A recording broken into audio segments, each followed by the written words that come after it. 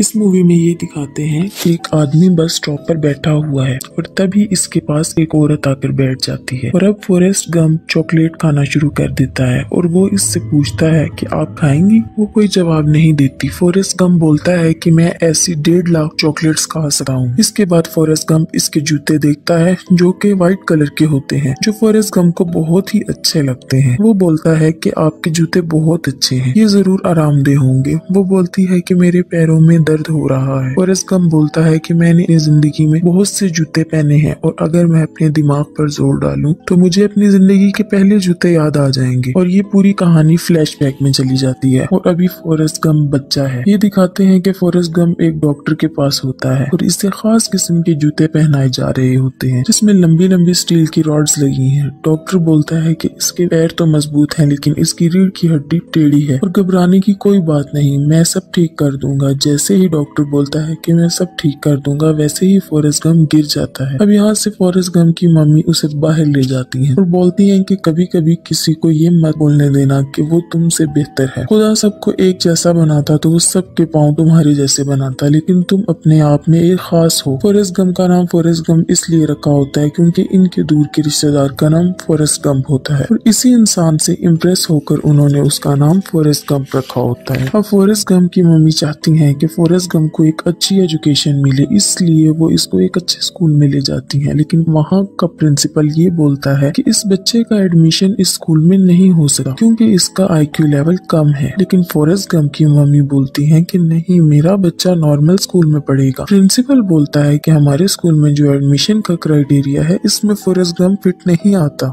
आप इसे किसी स्पेशल स्कूल में पढ़ाइए जहाँ फॉरेस्ट गंप जैसे बच्चे पढ़ते हो। लेकिन बाद में फॉरेस्ट गंप की मम्मी प्रिंसिपल को मना ही लेती है। अब फॉरेस्ट गंप का एडमिशन एक अच्छे स्कूल में हो गया है और जब वो पहले दिन बस में जाता है तो इसे अपने साथ कोई भी नहीं बिठाता। तभी वहाँ पर एक छोटी सी बच्ची होती है। वो बोलती है कि तुम यहाँ पर बैठना चाहोगे और वो फॉरेस्ट गंप को अपने पास बिठा लेती है। इस बच्ची का नाम जेनी होता है और फॉरेस्ट गंप और जेनी अच्छे दोस्त बन जाते हैं। फॉरेस्ट गंप के घर में सिर्फ इसकी मम्मी और फॉरेस्ट गंप रहते हैं क्योंकि इसके वालिद नहीं है और इसकी मम्मी इनकम के लिए लोगों को अपने घर एज ए गेस्ट रखती हैं और इसीलिए इनके घर में लोग आते जाते रहते हैं। एक दिन इनके घर में एक सिंगर आता है और जब वो गिटार बजा रहा होता है तो फॉरेस्ट गंप इस पे अजीब सा डांस कर रहा होता है और इसकी चाल भी बहुत अजीब होती है। कुछ दिनों बाद जब वो मार्केट से जा रहे होते हैं, फॉरेस्ट गंप और इसकी मम्मी टीवी पे देखती हैं कि वही सिंगर जो इनके घर में एज ए गेस्ट आया था, वही वाले स्टेप्स जो फॉरेस्ट गंप ने इसे करके दिखाए थे, वो अपने गानों में वही स्टेप्स परफॉर्म कर रहा होता है और लोग उसे बहुत पसंद कर रहे होते हैं, बहुत खुश हो रहे होते हैं। और फॉरेस्ट गंप जो इस औरत को अपनी कहानी सुना रहा है वो बोलता है फिर उसे हार्ट अटैक आ गया, लगता है किंग बनना बहुत मुश्किल है, इसलिए शायद उसे हार्ट अटैक आ गया। इसके बाद ये दिखाते हैं कि अब जेनी और फॉरेस्ट गंप बहुत अच्छे दोस्त हैं। वो साथ घूमते हैं, बैठते हैं, खेलते हैं और हमेशा एक दूसरे के साथ रहते हैं। अब एक दिन जेनी और फॉरेस्ट गंप जा रहे होते हैं, तभी पीछे से 3 बच्चे आते हैं और वो पत्थर फॉरेस्ट गंप के सर पे मारते हैं। जब फॉरेस्ट गंप पीछे मुड़कर देखता है तो पत्थर इसके सर पर लगता है और वो गिर जाता है।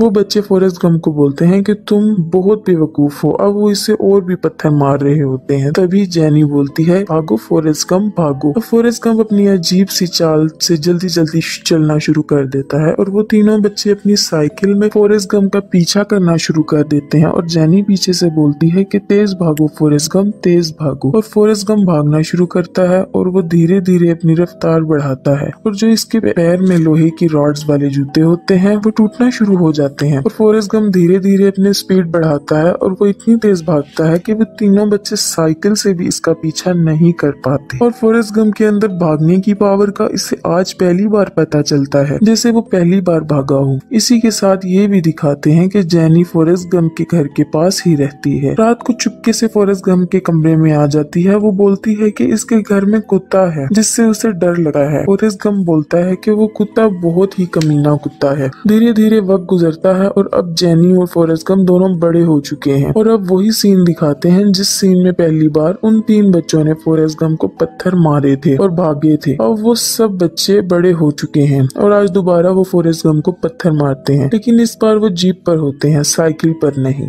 और जेनी बोलती है फॉरेस्ट गंप भागो, फॉरेस्ट गंप भागो। और फॉरेस्ट गंप भागते भागते एक ग्राउंड में चला जाता है जहाँ पर फुटबॉल का मैच हो रहा होता है। एक खिलाड़ी गोल करने के लिए बॉल लेकर भाग रहा होता है और तभी फॉरेस्ट गंप इतनी तेज भागता है कि इसको भी पीछे छोड़ देता है और भागते भागते वहां से निकल जाता है। और वहां पर जो टीचर होते हैं, कोचेज होते हैं, वो देखते हैं ये कौन है। तभी एक टीचर बोलता है कि इसका नाम फॉरेस्ट गंप है और ये एक लोकल इडियट है और इसकी रनिंग देखकर, उसकी स्पीड देखकर वो इसे इस टीम में शामिल कर लेते हैं और इसी की वजह से फॉरेस्ट गंप अब कॉलेज में भी चला जाता है। और जब वो कॉलेज के मैचेस होते हैं तो फॉरेस्ट गंप को इसी गेम का कोई रूल नहीं पता होता, बस इतना पता होता है कि बॉल लेकर भागना है। जब भी उसके हाथ में कोई बॉल देता है वो भागना शुरू कर देता है और वो तब तक नहीं रुकता जब तक कोई उसे पकड़ ना ले। लेकिन वो बहुत तेज होता है, उसी की वजह से ये मैच जीत रहे होते हैं। धीरे धीरे फॉरेस्ट गंप बहुत फेमस हो जाता है और उसे ऑल अमेरिकन टीम में भी एडमिशन मिल जाता है और 5 साल तक फॉरेस्ट गंप फुटबॉल खेलता रहता है और 5 साल तक फुटबॉल खेलने के बाद उसे कॉलेज की डिग्री मिल जाती है। वो कहता है कि मैंने फुटबॉल खेला था और इसके बदले मुझे डिग्री मिल गई। जिस दिन फॉरेस्ट गंप के कॉलेज में सबको डिग्री मिल रही थी और उसी दिन इनके कॉलेज में एक आर्मी ऑफिसर आता है और वो फॉरेस्ट गंप को बोलता है कि क्या तुमने अपने कैरियर के बारे में कुछ सोचा। फॉरेस्ट गंप आर्मी में भर्ती हो जाता है और उसे लेने के लिए एक बस आती है जिसमें बहुत सारे आर्मी ऑफिसर्स बैठे होते हैं और ये सब ट्रेनिंग के लिए जा रहे होते हैं। फॉरेस्ट गंप बस में चढ़ता है और ड्राइवर को बोलता है कि मैं फॉरेस्ट गंप हूँ। वो बोलता है कि किसी को कोई फर्क नहीं पड़ता कि तुम कौन हो, गंदी नाली के कीड़े, जाकर पीछे बैठ जाओ। और वो पीछे जाता है लेकिन उसे कोई भी अपने साथ बिठाना नहीं चाहता। आपको याद होगा कि बचपन में जब पहली बार वो अपने स्कूल जा रहा था तब भी किसी ने उसे अपने साथ नहीं बिठाया था और सिर्फ जेनी ने उसे अपने साथ बिठाया था। एक लड़का जो बहुत ही अजीब सा होता है, बहुत मोटा सा होता है, जिसके होंठ बहुत बड़े बड़े होते हैं, वो बोलता है कि तुम यहाँ पर बैठ सकते हो और फॉरेस्ट गंप वहाँ पर बैठ जाता है। वो बोलता है कि मेरा नाम है बेंजामिन बफेट ब्लू, लेकिन प्यार से लोग मुझे बब्बा बुलाते हैं। फॉरेस्ट बोलता है कि मेरा नाम फॉरेस्ट गंप है और लोग मुझे फॉरेस्ट गंप भी बुलाते हैं। बब्बा बोलता है कि मैं तो झींगों का काम करना चाहता था लेकिन मैं आर्मी में भर्ती हो गया। वो बताता है कि मेरी माँ झींगे पकाती। दरअसल बब्बा हमेशा झींगों की बातें किया करता था, मानो झींगा उसकी जिंदगी की सबसे अहम चीज हो। फॉरेस्ट गंप बोलता है कि वो लोग मुझे वियतनाम भेज रहे हैं। तो जेनी वापस इसके पास आती है और कहती है कि मुझसे वादा करो कि जब भी तुम्हें ऐसा लगेगा कि खतरा है तो तुम वहाँ से भागोगे, तुम हीरो बनने की कोशिश नहीं करोगे। वो बोलता है कि ठीक है, मैं ऐसा ही करूँगा और मैं तुम्हें एक रोज एक लेटर लिखूंगा। और जेनी वहाँ से चली जाती है और अब फॉरेस्ट गंप और बब्बा दोनों वियतनाम पहुँच चुके हैं। वियतनाम में पहुंचकर बब्बा समंदर देखता है और कहता है कि मैं शर्त लगा के कह सकता हूँ कि इसमें समंदर में बहुत से झींगे होंगे और एक बार हम यहाँ पर कब्जा कर लें, इसके बाद हम यहाँ पे झींगे पकड़ने के लिए आएंगे। बब्बा अगर बात करता है तो सिर्फ झींगों के बारे में, इसके अलावा इसके पास और कोई बात नहीं होती। बब्बा फॉरेस्ट गंप को बोलता है कि मेरे पास एक प्लान है कि हम लोग यहाँ से वापस जाने के बाद एक बोट खरीदेंगे और समंदर में बहुत सारी झींगे पकड़ेंगे और हमारी पार्टनरशिप होगी 50-50 की और हमें घर लेने की भी जरूरत नहीं होगी क्योंकि हम बोट पर ही सो सकते हैं और जो झींगे हम पकड़ेंगे इन्हीं खा भी सकते हैं। फॉरेस्ट गंप बोलता है कि ये अच्छा आइडिया है। अब इन्हें यहाँ वियतनाम भी काफी महीने हो चुके हैं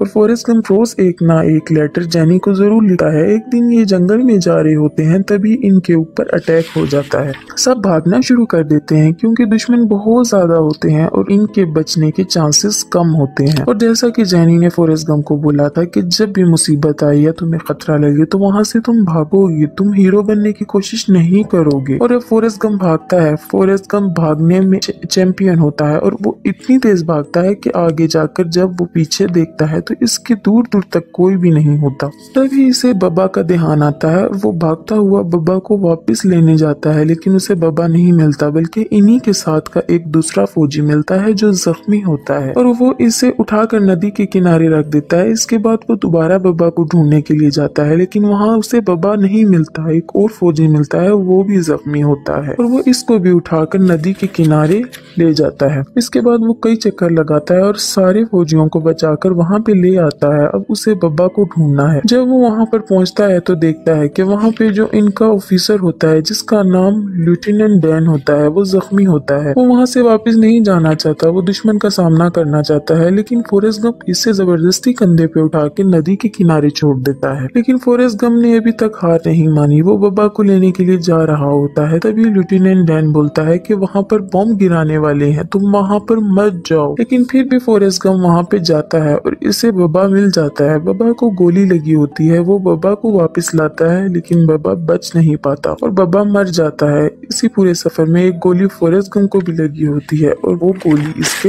हिप पर लगी होती है। और इसके बाद ये दिखाते हैं कि जितने भी आर्मी ऑफिसर थे सब हॉस्पिटल में हैं और सब जख्मी हैं, लेकिन फॉरेस्ट गम वहाँ पे बहुत इंजॉय कर रहा होता है। इसी पीछे एक आर्मी ऑफिसर आता है, वो बोलता है कि तुम्हें मेडल ऑफ ऑनर दिया जाता है क्योंकि तुमने बहुत सारे लोगों की जान बचाई थी। अब ये मेडल इसे प्रेसिडेंट से मिलना है कर पाए। तभी वहाँ दूर से जैनी आती है और बोलती है फॉरेस्ट जैनी को देखकर बहुत खुश होता है। वो स्टेज से कूद कर सीधा जैनी के पास जाता है और इसे गले लगा लेता है। इसके बाद वो देर तक वॉक करते हैं और जैनी उसे अपनी पूरी जर्नी के बारे में बताती है कि उसने क्या क्या किया। वहीं फॉरेस्ट गम भी इसे वियतनाम के बारे में सब कुछ बताता है और फॉरेस्ट गम को मेडल ऑफ ऑनर मिला होता है। वो इसे जैनी को दे देता है। वो बोलता है कि मैंने सिर्फ वही किया जो तुमने कहा। इसके बाद जैनी फॉरेस्ट गम को अपने कुछ दोस्तों से मिलवाती है और इन्हीं दोस्तों में इसका एक खास दोस्त और फॉरेस्ट गम से गले मिलती है और इस आदमी के साथ चली जाती है और एक बार फिर से फॉरेस्ट गम से जैनी दूर हो गई।